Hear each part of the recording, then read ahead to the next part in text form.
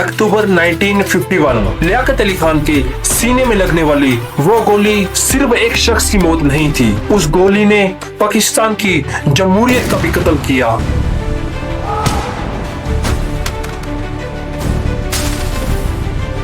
Imagine करें एक ऐसा मुल्क जहां वज़ीर आज़म ऐसे बदले जा रहे थे जैसे बच्चों की म्यूजिकल चेयर गेम चल रही हो।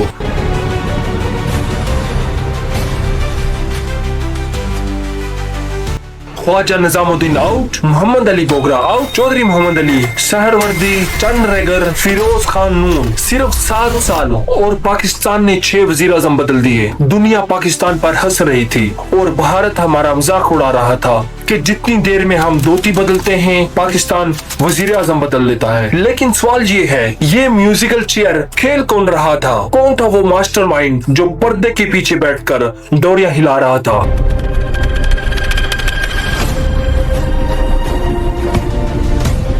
ब्यूरोक्रेसी, फौज या फिर सियासतदान खुद? और फिर अक्टूबर 1958 की एक वो रात जो पाकिस्तान की तारीख में पहली बार होने जा रहा था। मेरा अजीज हमवतनों, मेरे अजीज हमवतनों, आज की वीडियो में हम पाकिस्तान की तारीख का वो दौर देखेंगे जब हमने खुद अपने पाँव में कुल्हाड़ी मारी। जानिए पाकिस्तान के पहले मार्शल और अय्यूब खान के आने की वो कहानी जो आपको टेक्स्ट बुक में नहीं मिलेगी, द इम्पॉसिबल पाकिस्तान।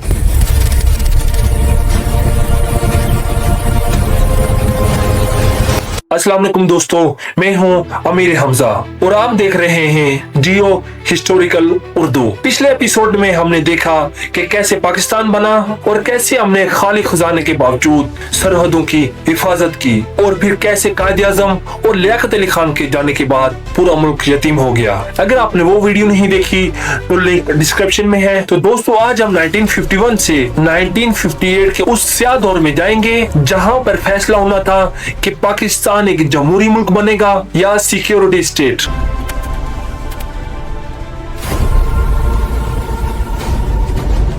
तो वीडियो के आखिर तक जरूर देखिएगा क्योंकि आज हम नजरिया जरूरत की असल जड़ तक पहुंचेंगे। लियाकत अली खान की शहादत के बाद जब मुल्क सियासी तौर पर यतीम हो गया तो ख्वाजा निजामुद्दीन ने गवर्नर जनरल की कुर्सी को छोड़कर वजीर आजम का ओहदा संभाला। मगर गवर्नर जनरल बनने वाले गुलाम मोहम्मद, जो एक सख्त गिर ताकत के भूखे ब्यूरोक्रेट्स थे, उन्होंने जल्द ही पस पर्दा ताकत अपने हाथ में ले ली।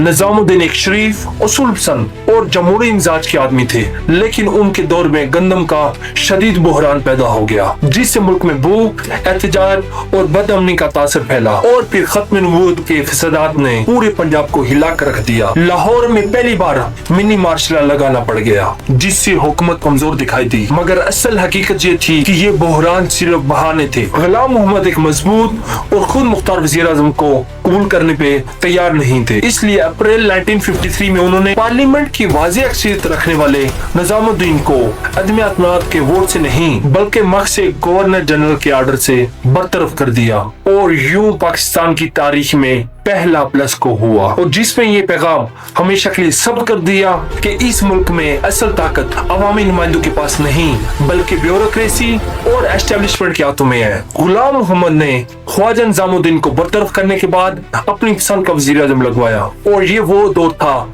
जब पाकिस्तान तेजी से अमेरिका के कैंप में जा रहा था। बोगरा एक ज़हीन और जदीद सोच रखने वाले लीडर थे। उन्होंने आते ही कोशिश की कि गवर्नर जनरल के इख्तियारात को महदूद किया जाए ताकि कोई भी गैर मुंतखब शख्स एक अवामी वोटों से मुंतखब वज़ीर आज़म को हटा ना सके, मगर गुलाम मोहम्मद को ये बात बर्दाश्त न हुई, और जब उन्हें ये एहसास हुआ कि बोगरा आईनी इस्लाहात के जरिए उनकी ताकत को कमजोर करना चाह रहा है तो उन्होंने अक्टूबर 1954 को पूरी दस्तूर साज असेंबली ही तोड़ दी। वही असेंबली जो पाकिस्तान का पहला आइन बना रही थी, और ये इकदाम पाकिस्तान की जमहूरियत पर سب سے بڑا حملہ تھا۔ سندھ ہائی کورٹ نے اسے غیر قانونی قرار دیا، مگر جب معاملہ سپریم کورٹ فیڈرل کورٹ میں گیا تو جسٹس منیر نے تاریخ کا بدنام ترین فیصلہ دیا۔ جو چیز ضروری ہو وہ قانونی ہے، یعنی اگر حکومت ریاست کو کوئی قدم ضروری لگے تو وہ قانون سے بالا تر ہو سکتے ہیں۔ اس نظریے نے نہ صرف غلام محمد کے غیر آئینی اقدامات کو جائز قرار دیا بلکہ آنے والے مارشل لا، آئین شکنی اور ہر غیر جمہوری قدم کو پہلے سے ہی جواز فراہم کر دیا، اور یوں پاکستان کی تاریخ ہمیشہ کے لیے اسٹیبلشمنٹ کے ہاتھوں میں چلی گئی۔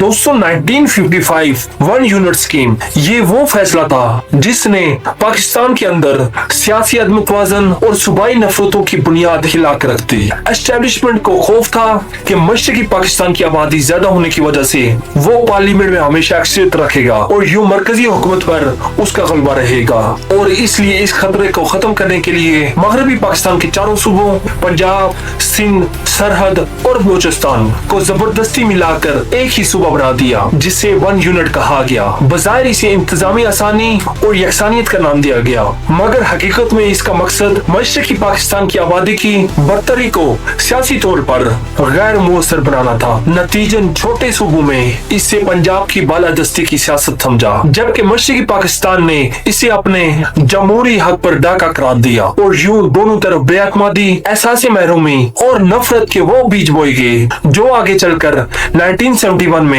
پاکستان کے سانحہ سقوط کی شکل میں پھوٹ پڑی۔ دوستو 1950 کی دہائی کو اگر صرف سیاسی بحرانوں سے دیکھا جائے ایسا لگتا تھا کہ جیسے سب کچھ برباد ہو رہا ہے، مگر معاشی اور انتظامی لحاظ سے تصویر کا ایک روشن رخ بھی موجود تھا۔ اس دور میں پاکستان کی معیشت خطے کی تیز ترین بڑھتی ہوئی معیشتوں میں شمار ہوتی تھی۔ صنعتی ترقی کی رفتار 7.7% تک پہنچ چکی تھی۔ ٹیکسٹائل ملز تیزی سے قائم ہو رہی تھی اور برآمدات میں اضافہ ہو رہا تھا۔ 1955 میں پہلا 5 سالہ منصوبہ شروع ہوا جس نے صنعت، زراعت اور سینٹوں جیسے دفاعی معاہدوں اور انفراسٹرکچر کے لیے بنیادیں رکھی۔ پاکستان نے سینٹوں جیسے دفاعی معاہدوں میں شمولیت اختیار کی، جس کے نتیجے میں امریکہ سے باہری امداد، مشینری، تکنیکی معاونت اور فوجی ساز و سامان ملنے لگا، اور 1956 میں ملک نے اپنا پہلا آئین بنا کر خود کو باضابطہ طور پر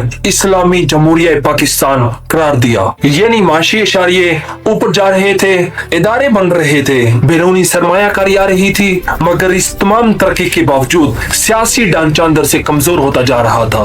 وزیر اعظم بدلے جا رہے تھے، اسمبلیاں کمزور ہوتی جا رہی تھی، بیوروکریسی طاقت پکڑ رہی تھی، اور آئینی عمل بار بار سبوتاش ہو رہا تھا، جس کا نتیجہ یہ نکلا کہ معاشی ترقی کے باوجود ریاست کا سیاسی وجود کمزور ہوتا چلا گیا۔ غلام محمد بیمار ہوئے تو ان کی جگہ سکندر مرزا آگے، اور یہ غلام محمد سے بھی 2 ہاتھ آگے تھے۔ سیاست میں جوڑ توڑ کے ماہر، انہوں نے پہلے چودھری محمد علی کو نکالا اور پھر شہید حسین سہروردری آئی، طاقتور لیڈر، لیکن انہیں بھی نہ ٹکنے دیا۔ پھر آئی چندریکر آئے صرف 2 مہینے کے لیے، اور آخر میں فیروز خان نون عوامی بدلتے ہوئے چہروں سے تنگ آ چکی تھی۔ مہنگائی بڑھ رہی تھی، سمگلنگ عام تھی، اور اسمبلیوں میں سیاستدان ایک دوسرے کو کرسیاں مار رہے تھے۔ لوگوں کے دلوں میں ڈال دیا کہ جمہوریت ناکام ہو چکی ہے، اور اکتوبر 1958 کی وہ رات پاکستان کی تاریخ کا سب سے فیصلہ کن موڑ، صدر سکندر مرزا جو خود 1956 کے آئین کے تحت صدر بنے تھے، اچانک اسی آئین کو توڑ کر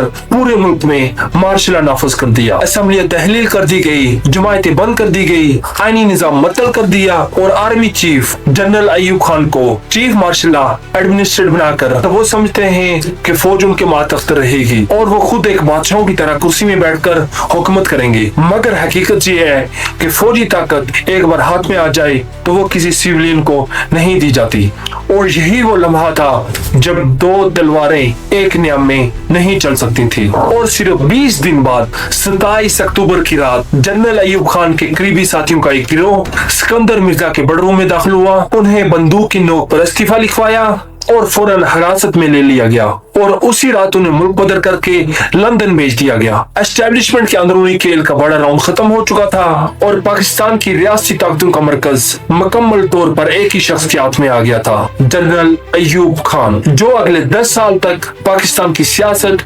माशियत और रियासती ढांचे को अपनी मर्जी के मुताबिक डालते रहे। 1958 जमहूरियत का पहला दरवाजा बंद हो गया और एक नया दौर शुरू हुआ। कुछ लोग इसे इस्तेकाम कहते हैं और कुछ अमरीत की पहले ईंट। और उस वक्त आवाम ने भी तालियां बजाई क्योंकि वो सियासतदानों की म्यूजिकल चेयर से तंग आ चुके थे, उनके बदलाव से, उनकी बार बार तब्दीली से तंग आ चुके थे। मगर तारीख हमेशा एक सवाल पूछती है, क्या तालियां बजाना गलत दरवाजा खोलने की कीमत पर दुरुस्त था? तो दोस्तों, अगली किस्म में हम जानेंगे उस दौर में जिसे किताबें गोल्डन ईरा कहती हैं। डैम बनते गए, इस्लामाबाद खड़ा हुआ और माशियत उड़ान बढ़ती रही, मगर पर्दे के पीछे 22 खानदान दौलत समेट रहे थे।